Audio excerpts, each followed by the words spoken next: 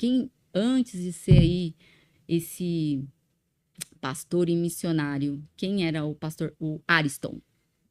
Aleluia. Para mim é um prazer, irmã Cris, estar aqui no Pode Mais Jesus, esse podcast que vai crescer cada vez mais. Glória a Deus. E até quem está assistindo pode ajudar isso hoje, porque nós vamos orar para os enfermos e para a glória de Deus, né? Que é Deus que faz tudo. Tem muito testemunho de cura online, nas lives, nos podcasts. Então, online a pessoa pode ser curada. Então, compartilha. Você conhece alguém doente? Compartilha, que nós vamos estar no final orando e com certeza Deus vai curar. Eu posso falar assim, como tudo começou, eu gosto de falar desde lá do início que o meu bisavô, ele era um rezador lá no Nordeste, ele era do Ceará, né? Um bezendô, né, que reza, né, que não frequenta igreja, mas faz aquela oração para as pessoas serem curadas. Quem for do Nordeste sabe que é isso, né, que faz aquelas... Mas aí ele se converteu a Jesus. A minha avó tinha 12 anos de idade, ele tinha 11 filhos, e quando ele se converte, toda a família vai junto, a esposa, os filhos todos. A minha avó tinha 12 anos de idade, hoje, quando nós estamos gravando esse podcast aqui, ela está com 102 anos, servindo a Deus desde os 12, então vem minha mãe e eu. Então eu sou a 4ª geração. Mas só que eu cresci na igreja, ou indo na igreja, aprendendo da Bíblia, na escola dominical, muito bom. Mas quando eu cheguei na adolescência, entrei naquela fase da rebeldia, daquela fase que Satanás tenta muitos jovens que estão na igreja de querer provar as coisas do mundo. Eu gosto de falar que eu cresci na igreja, mas eu não tive uma experiência com Deus. Porque às vezes a pessoa está na igreja, mas não teve a experiência com Deus, que foi meu caso. Então eu estava na igreja, porque a minha família já era a 4ª geração, como eu falei, mas eu não tive aquele encontro. Então quando eu cheguei mais ou menos com 15 anos de idade, eu fui para o mundo. Comecei a beber. Eu lembro que uma vez eu bebi tanto que deu coma alcoólica. Meu Deus. Quase morri, fiquei 2 dias desmaiado lá no hospital, me deram glicose na veia. E aí depois eu comecei a usar maconha, usei maconha, crack, cocaína. Você usou crack? Usei crack, cocaína, cola, remédio. E aí foi me afundando. Me afundando. É tanto que eu pensei até numa época eu estava tão deprimido por causa das drogas, porque aquela alegria das drogas, a alegria do mundo é passageira, né? Qualquer alegria, a pessoa bebe, no outro dia ela está vazio, com ressaca, vai num baile, no outro dia tá vazio, tem que ter outro baile, tem que ter outra droga, tem que ter outra bebida. A alegria do mundo é passageira, não é uma alegria verdadeira, né? Então eu tinha um vazio que estava tentando preencher nas drogas, e esse vazio ia aumentando cada vez mais, como diz uma frase de um poeta, que diz que o homem tem um vazio do tamanho de Deus. Só Deus pode preencher esse vazio. E aí eu pensei até em me matar naquela época, tanto que eu tatuei, tem aqui no meu braço esquerdo uma tatuagem da morte, né? Eu desenhei a morte no meu braço. Mas até abri uma igreja no salão da minha mãe. Para mim ir para a rua, eu passava no salão, que foi meu primo com outro pastor, que foi meu pai na fé. E ali eu tive um encontro com Deus. Ali a minha vida mudou.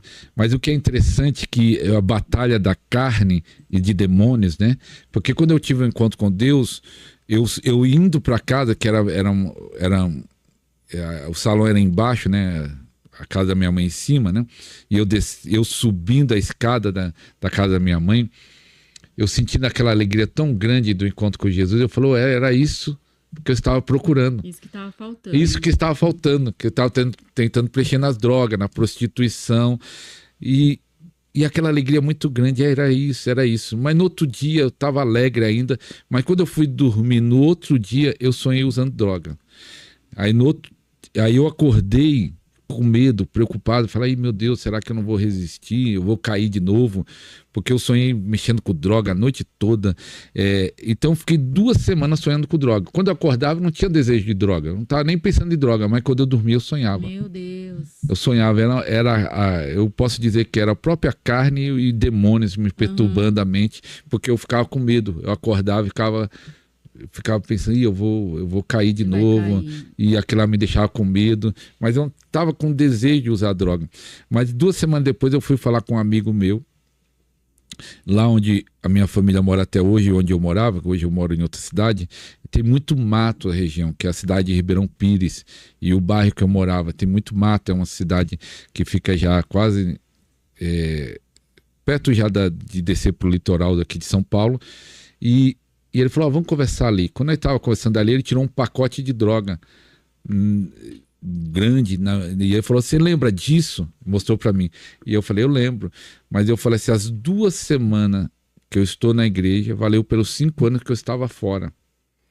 Porque mais ou menos 5, 6 anos que eu estava fora, me afundando nas trevas. E quando eu falei isso, começou do pescoço para cima a pegar fogo, a queimar e a pinicar assim tudo o meu rosto. E eu fiquei pensando, será que isso é o poder de Deus? Eu pensei, será que esse é o poder de Deus? Eu não sabia, eu era novo convertido. Começou a pegar fogo. E hoje eu tenho certeza que era o poder de Deus, que a partir daquele dia, nunca mais eu sonhei usando droga, nem nada. É como se eu nunca tivesse usado. Porque tem gente que está na igreja e fala, eu ainda luto, tem uma luta, às vezes tem 1 ano, 2 anos, 3 anos. Eu 2 semanas, aquele sonho cortou ali, quando eu falei aquilo e quando eu senti aquilo como pegar fogo, eu creio que ali Deus me libertou algo na minha mente. É como se eu nunca tivesse usado, que eu já vi depois droga, achei no chão, ver os outros usando, não sinto desejo, não sinto nada. É como se eu nunca usei. Deus tirou algo dentro de mim. Até posso falar isso, você que tem filho, marido, esposa, alguém da sua família que está preso nas drogas. A minha avó, que hoje está com 102 anos, muitos da minha família estavam desviados e ela estava orando, e a maioria hoje está servindo a Deus. Então não desiste, não desiste. Continue orando, não importa se é escravo do crack, da cocaína, do álcool, Jesus continua libertando. Amém. E aí ele me libertou, e quando eu tive essa libertação, eu queria falar de Jesus para todo mundo. Ô, glória. Falei, eu vou falar de Jesus para todo mundo. Eu tornei aquele crente chato. Aquele crente chato que onde eu sei que é Jesus, é Jesus. Alguém tava falando outro assunto, eu falava, é Jesus. E tava no assunto, é Jesus. Eu lembro até hoje um amigo meu, ele me viu, eu tava indo na calçada, ele me viu, e ele fingiu que não me viu, atravessou a rua. E aí eu falei, ele tava fugindo de mim. Aí quem disse? Eu atravessei a rua. Atravessei a rua, falei assim, eu vou falar. Já veio o crente. Já veio o crente, vai falar de Jesus de novo. Mas era a alegria que eu tinha de falar de Jesus. E aí isso, posso dizer que o meu ministério começou sendo novo convertido. Porque até hoje a melhor coisa é falar desse Jesus. E aí eu ia em São Paulo, aqui tem a Conde, um lugar que só vende coisas evangélicas, né? Eu comprava folhetinho voluntariamente, não era nem o pastor que eu obrigava, para falar de Jesus, entregar folhetinho. Eu queria passar essa alegria que eu estava vivendo para outras pessoas. Falar, Jesus é a alegria verdadeira. Eu queria passar essa alegria e o pessoal não acreditava, porque como eu afundei muito nas drogas, eu lembro até hoje que 5 anos. Você chegou a ficar na rua, assim? Deixar sua casa, vender suas coisas para usar droga e morar na rua, alguma coisa assim? Não, teve uma vez, até parece engraçado, que eu não fiquei na rua assim, morando na rua, mas teve uma vez que eu tava com uma pessoa, nós usamos droga na cidade, e ele tava num sítio, aqui no interior de São Paulo. E era, não sei se era 21 quilômetros, era bastante longe, eu não lembro o quilômetro exato. E nós tava caminhando bêbado e drogado para esse sítio, e nós falamos assim, quer saber do negócio? Vamos parar aqui no meio da estrada e vamos dormir aqui mesmo. Porque tá longe lá, e nós dormimos. Mas o que foi engraçado que acho que o pessoal começou a passar de dia e viu 2 pessoas caídas lá no chão. Eles pensaram que nós estávamos mortos. Aí foi até o carro da funerária lá ver se tava aquelas 2 pessoas mortas, e depois viu que nós estava acordado. Era só droga. Era só droga. Eu falei assim, eu fiz muita coisa errada, mas nunca cheguei né, vai o extremo, né? Vai se afundando, se afundando.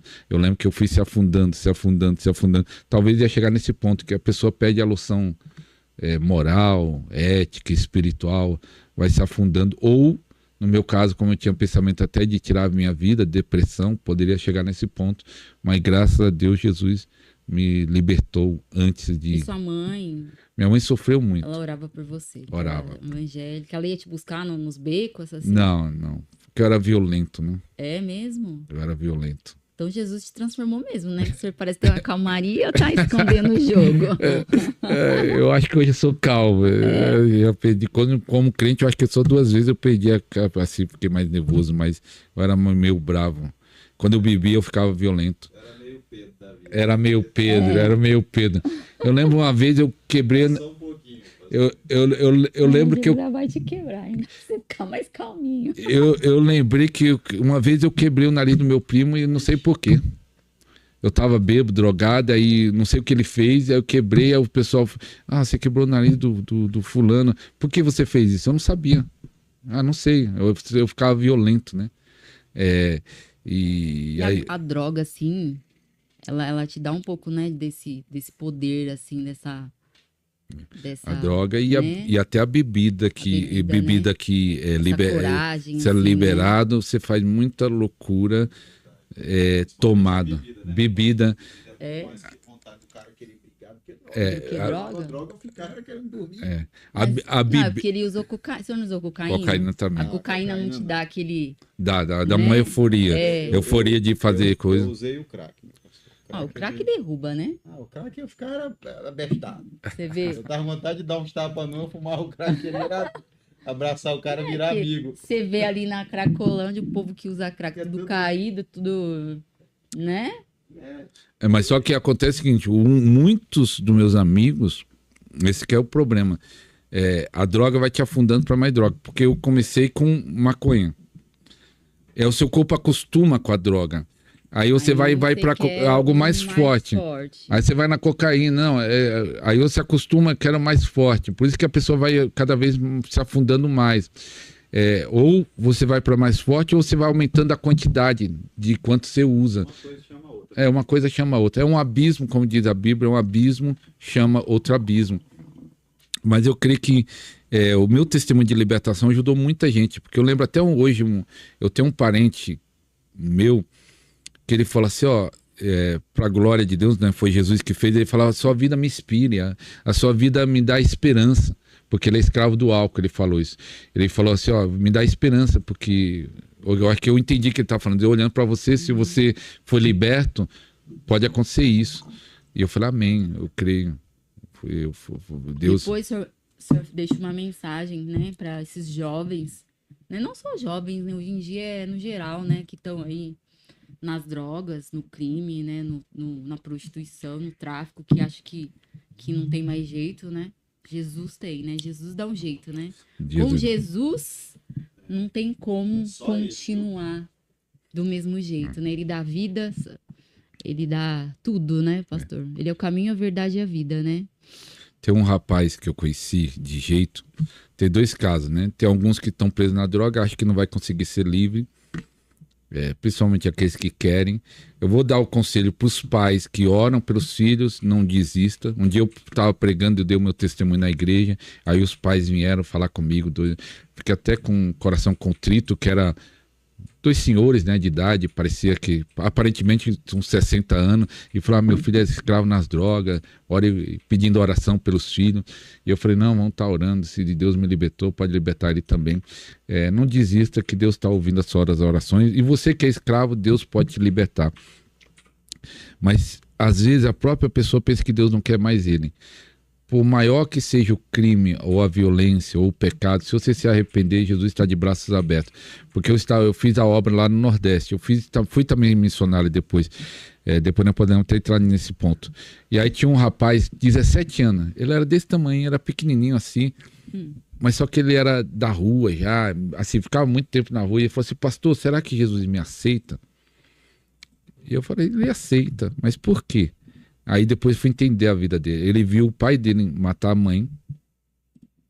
O pai dele matou a mãe na frente dele. E ele já tinha matado com 17 anos 2 pessoas. E ele falou, será que Jesus me aceita? E ele contou essa história, né? E eu falei, não, ele aceita. Se você se arrepender, ele aceita. Hoje, imagina só, eu tenho 32 anos que me converti. Tenho 53 anos de idade hoje. Então, eu estou acompanhando a evolução do mundo. Então, hoje, cada vez o mundo e pessoas estão se afundando cada vez mais profundamente nas trevas. Mas só que Jesus sempre vai ser a solução para tudo. Jesus é a solução para tudo. E o triste que a gente vê hoje, né, pastor? É pessoas assim que já tinham já tiveram encontro com Jesus, né? Pastores, né? Missionários, homens de Deus, homens e mulheres de Deus, né? E aí, de repente, tá numa igreja, num ministério, e aí, por algum levante, né? Alguma coisa que acontece, sai revoltado com o pastor, com alguém, e aí volta a fazer o que fazia antes, né? Na igreja que eu tava anteriormente, eu vi diversos pastores e membros e oficiais voltando para as drogas, para prostituição, assim. Tem gente que já retornou, mas tem alguns casos que ainda estão até hoje. Eu creio que o problema número 1, que eu já vi no meu caso, eu vendo pessoas voltando, ou pessoas até se afastando de Deus, às vezes não está nem usando droga, nem bebendo, mas não está indo à igreja, está revoltado com a igreja, revoltado com o pastor. É porque tem pessoas que não perdoaram. O problema número 1 de muita gente é mágoa. Então, principalmente o líder fica chateado com outro líder que passou a rasteira ou que tomou a igreja. E aí ele fica magoado. Eu estava vindo... Eu achei um absurdo a história, mas isso foi até notícia nacional. Eu estava vindo do Pernambuco, de volta para São Paulo, e paramos em Vitória da Conquista. Eu estava vindo dirigindo com a minha família, paramos para dormir em Vitória da Conquista, e naquele dia, ou foi naquela semana, né, que estava falando dos rádios direto, e aí depois eu vi na TV, foi uma notícia nacional, eu acho, que pegaram uma pastora e a prima, e estava com o marido, mas o marido sobreviveu, fizeram uma emboscada e tacaram pedra neles e mataram a pastora e a prima. Mas o absurdo dessa história, ninguém sabia por que fizeram isso, a mulher de Deus ajudava, foi o outro pastor que mandou matar. Meu Deus. Porque ela era de uma igreja, ela saiu dessa igreja, e ela abriu outra igreja, e aí muita gente que estava na igreja daquele pastor saiu e foi acompanhar ela. E ele, de revoltado, pagou alguém, não foi ele que fez, pagou para pessoas matar ela nessa emboscada. E mas é porque tem muitas pessoas que têm tratado a igreja hoje, né, como comércio, né, pastor? Infelizmente, então, tem muita gente carnal, né? Os membros não estão tratando os membros como as pessoas que precisam ali de uma palavra, que precisam ser salvos, né? Que assim precisa pregar o batismo, a salvação, o reino. Valoriza é porque né? Bom, né? Aí é paparicado. Estão pregando, muitas igrejas, muitos pastores estão pregando prosperidade, dinheiro, e aí fica nessa briga, né? De membros. Sai e fica ligando para os membros para voltar, e etc, etc, né? Isso é muito triste, mas infelizmente a igreja tá assim, viu, gente? Isso é muito feio, é muito triste. Você vê aí homens e mulheres de Deus sendo usados por Deus, né? Ah, mas Deus tá me usando. Tá te usando, querido. Mas você não vai entrar no reino dos céus se continuar assim, não. Né? Jesus disse, né? Muitos dirão naqueles dias, né? Falaram meu nome, expulsamos demônio. E Jesus vai falar, não te conheço, né? Porque, infelizmente... Mas sabe o que vai acontecer, irmã Cris? No ano 2026... vai haver... Jesus falou que pega da videira os galhos, os ramos, e limpa para dar mais fruto. Tanto aquele que está dando fruto, ele limpa para dar mais fruto. Amém. Mas ele pega os galhos secos e joga na fogueira. Então ele pega na árvore, os que estão dando fruto, limpa para dar mais fruto, e os que estão secos, ele quebra e joga na fogueira. Então vai haver um... Repete isso aí, meu pastor. Os galhos secos, ele vai quebrar e vai jogar na fogueira. E os galhos que estão dando os frutos, Deus vai limpar para dar mais frutos. É isso que ele faz. Aquele que é um bom servo, aquele que ama a Deus, aquele que tem buscado a Deus com qualidade, Deus às vezes faz ele passar por um processo de limpeza, de purificação, às vezes até dolorido, mas para ele dar mais fruto. Mas tem pessoas que são como galho seco, não estão dando fruto, estão na igreja ocupando lugares. Ele vai tirar o galho seco e vai jogar na fogueira. É isso que vai acontecer na igreja em 2026. Vai ter um avivamento no Brasil. 2026? 2026. Ô, glória. Mas tem galhos que estão secos, que vão ser tirados, vão ser expostos, vão ser jogados na fogueira. E tem crente que vai ser limpo para dar mais fruto. E fruto é salvação, é libertação, é cura e milagre. Glória. Vai acontecer. Isso